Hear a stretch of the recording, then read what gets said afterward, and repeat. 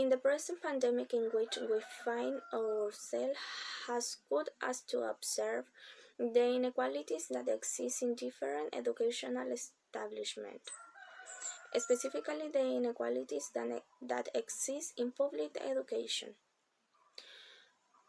where many of the children attending have different disadvantages, and schools were the only place we could share with more people, and even to be able receive a decent meal. However, we should look at the weakness as strong. A strengthened public commitment to education has a common good. This means being a way that we are not only educating children and young people, but also we educating the public. In all areas, education is more important to ensure the individual and social strengthening.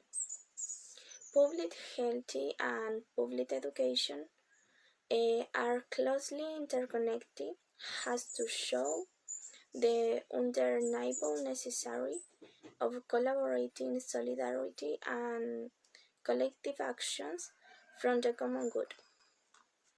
An expanded understanding to the right to education. Regardless of the difficulty of attending class, societies must uphold the right to education and seek educational programs for work. We should consider ways that the right to education might need to be broadened to encompass fluency, capillarity, and the changing context of contemporary societies. The importance of the teaching profession and teacher collaboration. The teacher responds to need of their students and with additional compassion and effort that reinforce the values that parents or communities attribute of their actions. However, teachers need to be more recognized and values. They are essential participants in defining the future of education. An emphasis on student, youth, and children's participation and rights. Because of COVID, many children have had to limit their normal activities as a way to take care of their families and others. This has had consequences for the mental health of children and teenagers.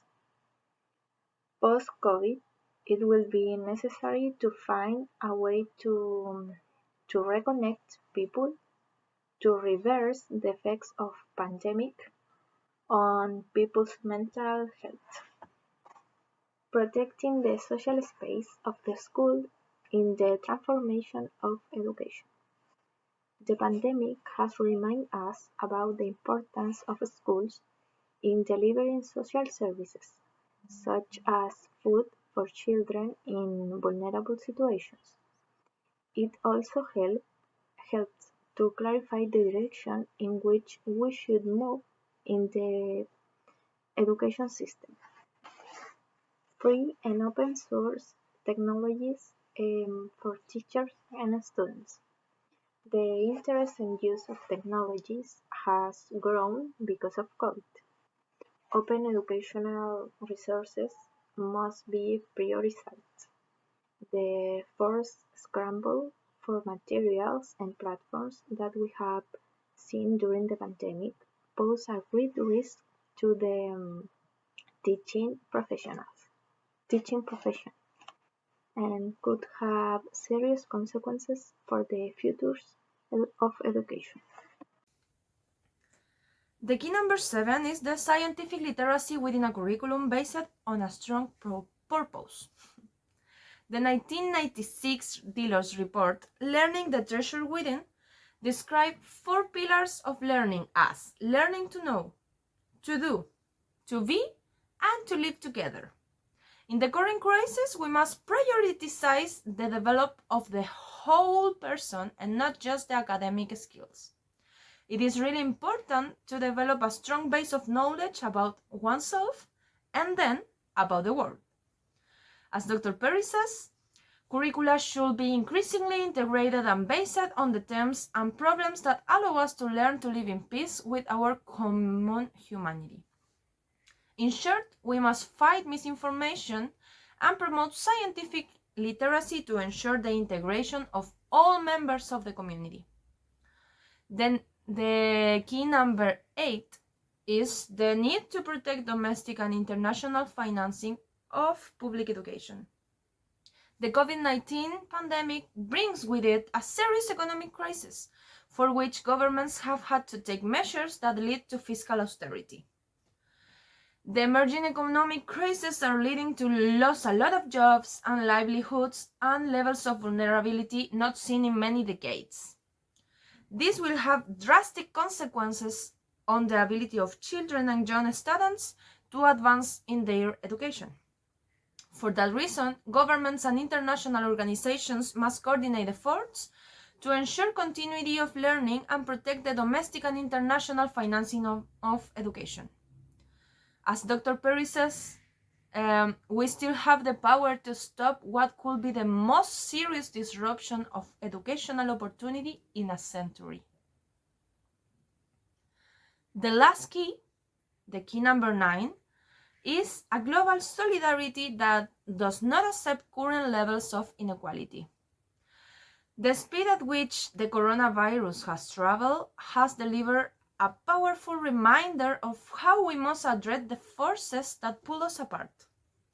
Uneven and sometimes half-assed national response to COVID-19 will have tragic and unjust consequences.